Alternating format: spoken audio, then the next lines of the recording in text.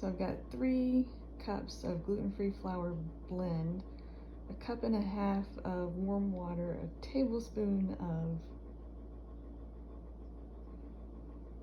I just lost my train of thought, tablespoon of active dry yeast, and a tablespoon of sugar so the yeast can do its thing in the water.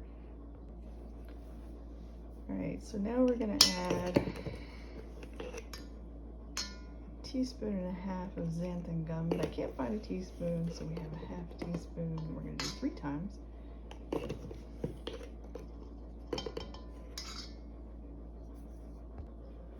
Also added a teaspoon and a half of salt, but I can't do that and hold the camera, so now we're going to whisk all our dry ingredients together with a children's whisk, of course.